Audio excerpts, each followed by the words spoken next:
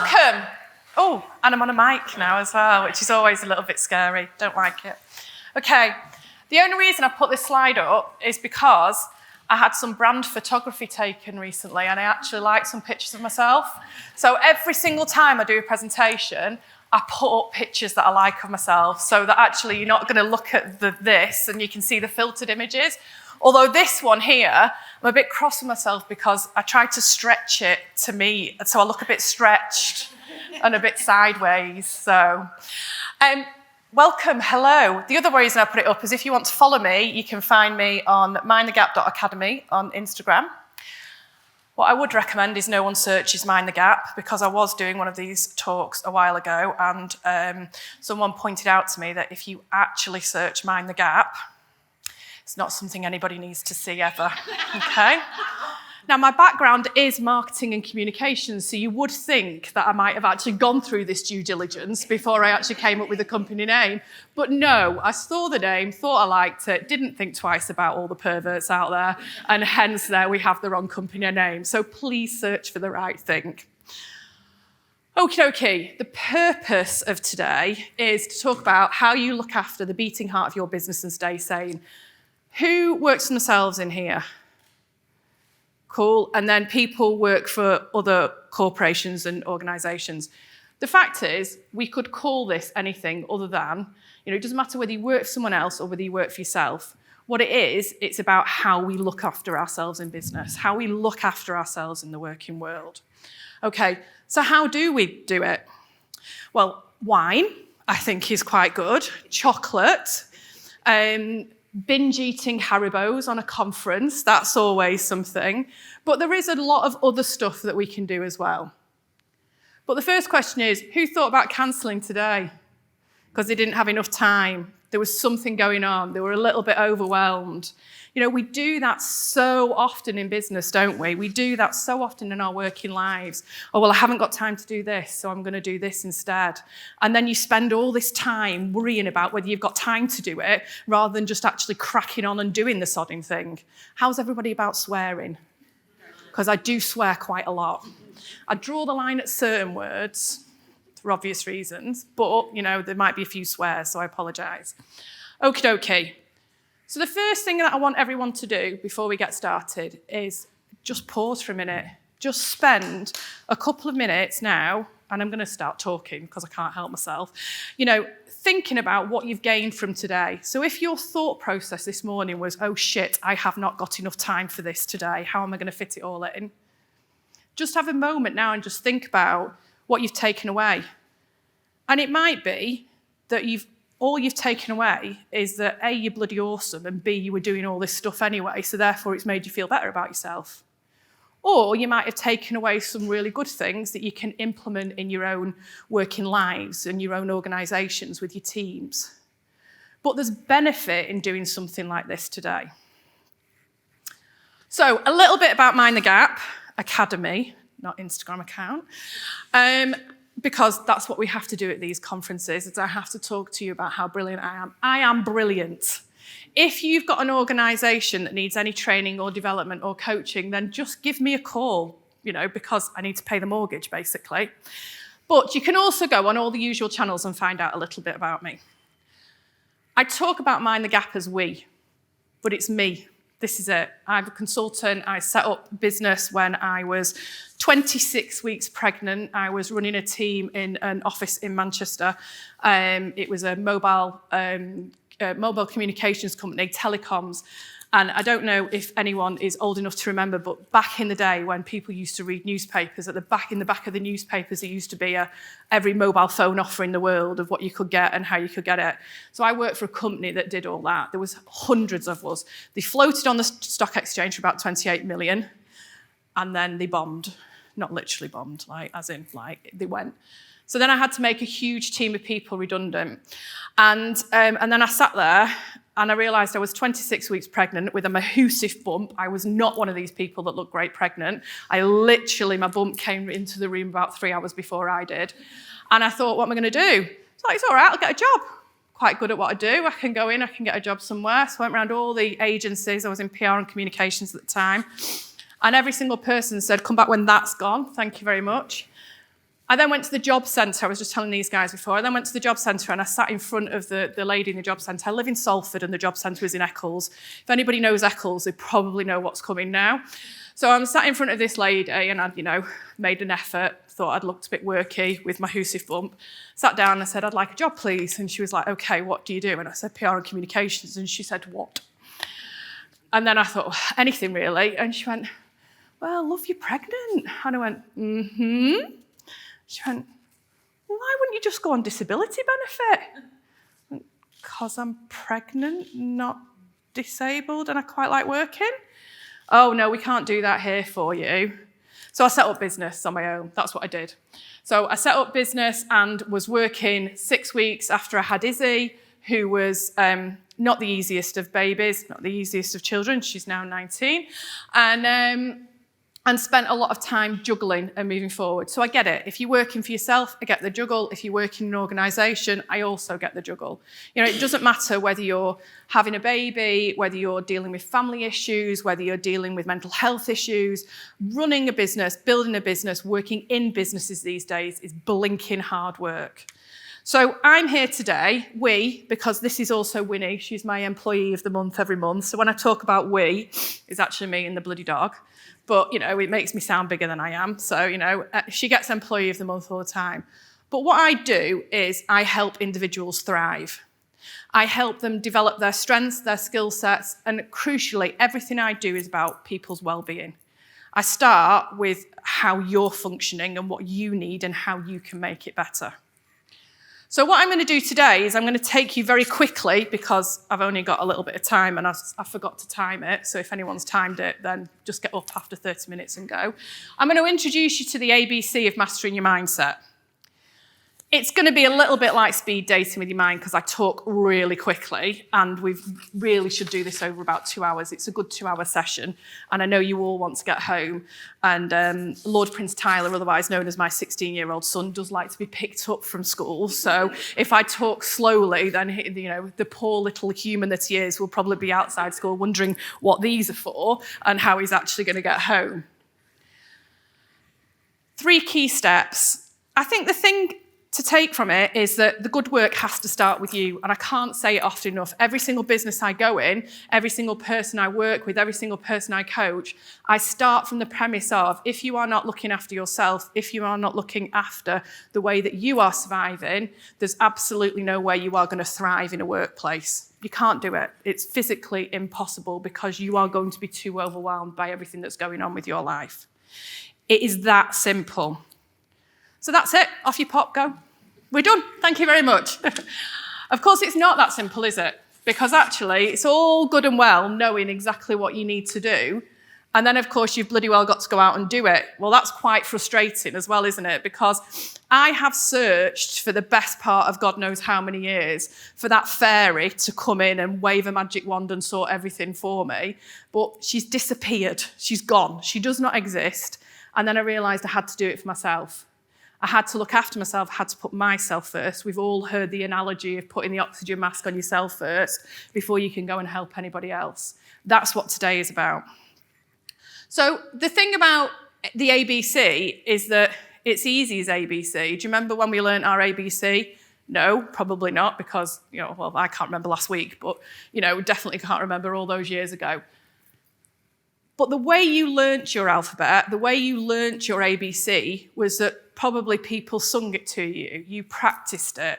You talked about it a lot. You went through it time and time and time again until it became routine, until it became a rhythm, until your brain saw it as an automatic process.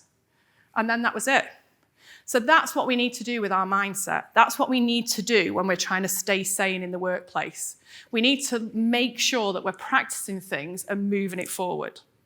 So the ABC that we're talking about today is A is for allow, B is for hooray, C is for commitment, and there's a few more that we've not got time to talk about. But let's look at allow. Who got up this morning, woke up, and checked in with their feelings? Now, I'm not woo. Everything that I do is based on science. Everything I do is based on something that has some scientific evidence behind it. But actually, there is a practice there. Did anybody get up this morning and think, how am I feeling today? Am I tired? Am I happy? Am I sad? Am I feeling a bit overwhelmed? Am I feeling a bit nervous because I've got to go into a room with a load of people that I've never seen before and I've got to network? Did anyone consider it? Or did you get up and think, shit, I've got loads of stuff to do before I get to this sodding conference. What on earth am I going to wear? Quick, get in the shower. I've not had a brew yet. Let's go, let's go, let's go, let's go, let's go. Yeah? Latter or first one? Anybody? Latter one. Okay, so what we often do as humans is we just crack on. We put one foot in front of the other and we just keep going. And actually, we're not doing ourselves any good here. Because by getting up in the morning and by just spending 2 minutes to think about what mood you're in. If you're me, usually it's blinking tired until you have a coffee and no one talk to me. But then by the time I get in the shower, I might be feeling a little bit different. But tomorrow morning, set yourselves an alarm, and when that alarm goes off, have a think about how you're feeling. Because actually, the minute, and the important piece of knowledge there is the minute that you know how you're feeling and you acknowledge that, you're then going to understand what's going to trigger you all day. So if you're feeling knackered because you've not had any sleep, and then someone sends you that email that says, and I think we've all had them over time, can I just grab you for a quick 5 minutes? Your immediate response is either, in a leadership position, shit, they're resigning. Or if you're not in a leadership position and the leader's sent you that thing, you're thinking, shit, I'm getting sacked. There's no nice ending if you're feeling a bit tired to that, can I just grab you for 5 minutes? But if that human being at the end have said, can I just grab you for 5 minutes? I just want to talk about the fact that the milk's not been put on the top's not been put on the milk in the fridge properly. You're all right then, they're off again. It makes a difference. But if you're also understanding that you're a little bit knackered and you're a little bit tired, then what happens is you can say to yourself, okay, well, that email's come in and they want to grab me for 5 minutes. And this part of me is going, oh my God, what is going to happen?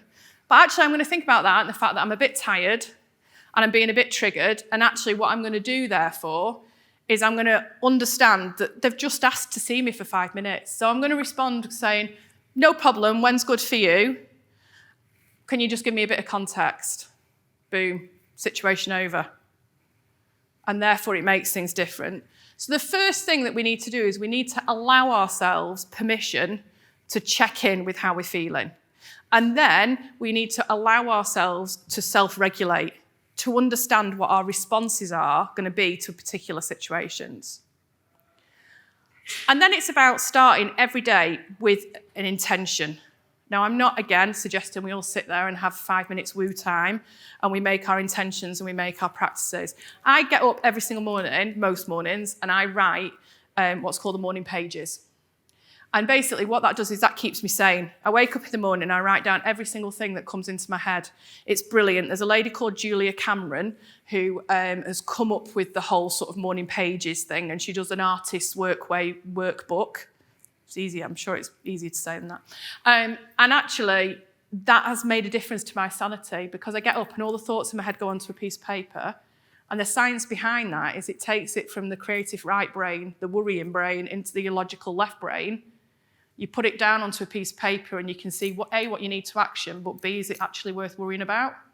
So there's lots of different hints and tips and techniques that you can bring into your morning routine that can help you feel a little bit more sane. But also what you can do is you can decide that you're going to act with intention that day. You're going to choose what's going to happen to you.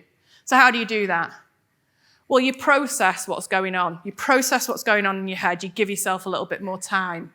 You make a plan. You write the plan down. It becomes more actionable. You plan what you're going to do that day. Even if that plan includes having 17 cups of coffee, write it in your plan. Because actually, if you achieve nothing else that day, if you tick off 17 cups of coffee, you have achieved, my friends. And you will go to bed that night thinking you have achieved. You won't sleep because you've had 17 cups of coffee, but you'll feel like you've achieved. And then this is a tricky one. We have to practice it. You have to practice it day in, day out, just like learning your ABC. It has to become routine. And then you make progress. You don't make perfection because there's no such thing. Because some days you're going to fall off this curb, and some days you're going to feel like you're actually nailing it. But by only putting these things in place, are you going to actually start thriving? And feeling a little bit less insane. Someone was telling me the other day that I shouldn't be using that word anymore because it's not right, but everyone's okay with me using that word, are they? Cool. The other thing that we forget to do is we forget to, this was another of my brand pictures, it's brilliant. This is one of my ornaments in my house. And I put it whichever way I'm feeling. It's usually about my husband. And it's my second husband, so I try and usually put it the other way because, I don't want a third husband. But it tends to be that way, especially when my kids have gone out to school and university. It's a really good thing. You can get it from Rocket St. George. I recommend everyone buys one. You need it in your house. Okay, so if something hasn't gone right, we need to allow ourselves to fail. Because what we're doing with failure, I think there was a talk on resilience earlier. Did people go to it? By allowing ourselves to fail, we're learning. The way our brains work is we learn from that sort of thing because actually our brains are hardwired to survival. So actually, by something not going quite right, we're giving our brains a lesson in how to manage that thing tomorrow or the next day or the day after. Now, I'm not talking about things here that need more support. I'm not talking about, trauma or anxiety or anything like this. I'm talking about when you're okay and when you're feeling okay, it's about how you manage your things in a day-to-day life. If something goes wrong, it's fine. Have a little think to yourself, this is all right, I can do this. I'm going to do something differently tomorrow. Allow yourself to fail forwards. I also think that swearing helps, as you might have gathered. And then we're on to the B, build and behaviour. To build anything, you have to pause. You're the architects in your own mind, in your own sanity, in your own journey, your pathways, your roadmaps going forward, whatever ways we want to use. If you want to actually build anything, you have to sit there and consider how to build it. An architect can't build a building. Well, the architect wouldn't be the building. An architect can't design a building without making a plan, without writing it down, without understanding what's going on, without seeing the vision. So if you're not actually pausing, if you're not actually sitting down and being still and thinking about things, then you're not giving your brain time to process.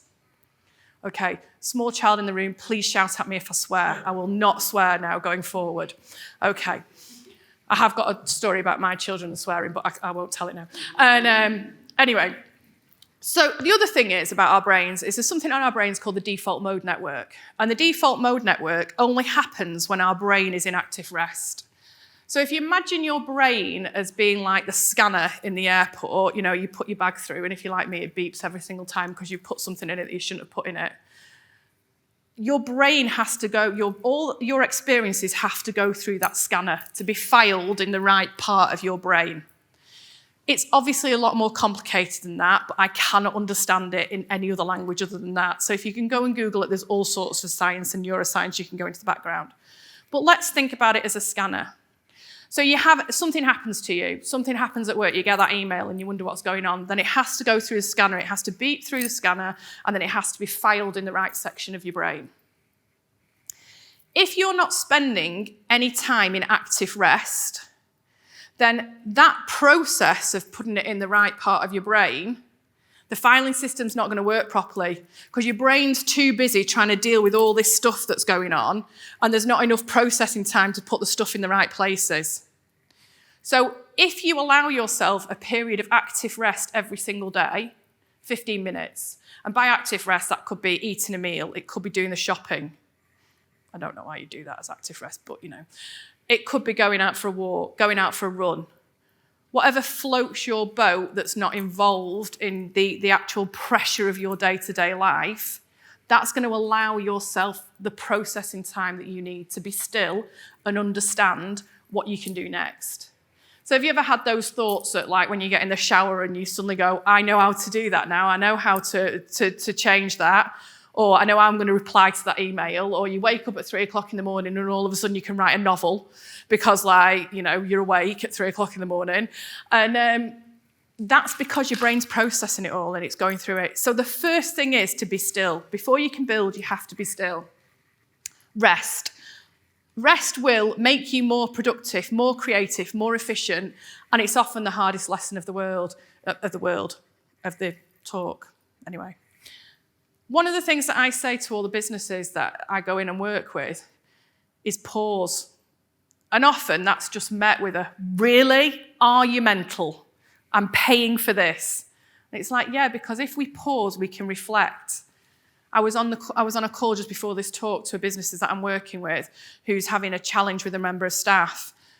And this individual wanted to talk to me and was like, well, I need to do this, and I need to do this, and I need to do this, and I need to do this, and it's driving me nuts. And I went, well, let's just take a pause. Let's just see how are you reacting or are we acting with intention? Put a pause in and then you'll know how to act and how to react better. Okay. And then here's the big one.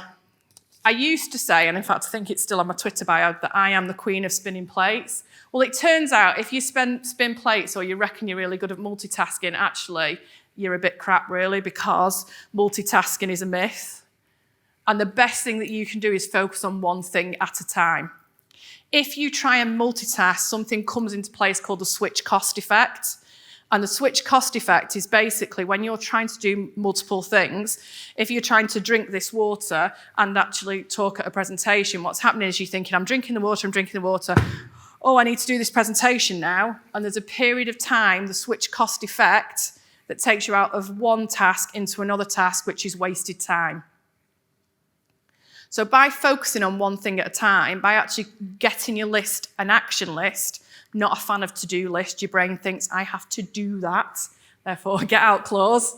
Don't have to do it now, it's not an action. I have to do it, so I can do it at any time, probably at 3 o'clock in the morning when you wake up, wondering how you're going to do it all.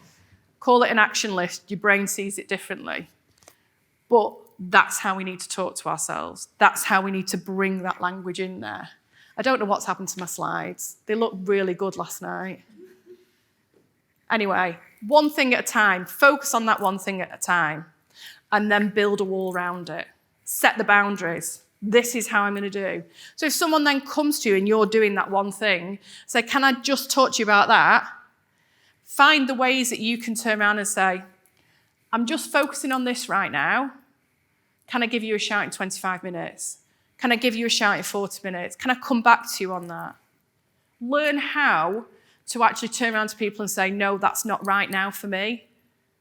Somebody else's emergency isn't your urgency. That's a word that we use in PR all the time. I quite like that phrase. And then finally, C is for commitment, curiosity, connection, collaboration, choice, and consistency. But I haven't got time today, unfortunately, for you lovely people to go through it all. So the one thing that we are going to talk about is commitment. Because actually, I do this all the time. I print my slides out, and then I don't even look at what I'm writing. There's a whole host of things there that people can have a look at. It's not going to change overnight. You're not going to suddenly go, right, okay, I've been to this talk on the ABC of mindset. I've took one thing away from it. Boom, I'm going to nail it. You have to commit to it. You have to commit to doing it every single day. You have to practice it. And you have to invest in you and do the work on you because, unfortunately, no one else can do it for you. There's no one else that's going to help you thrive. We have to actually help ourselves. We have to invest in ourselves. We have to choose ourselves.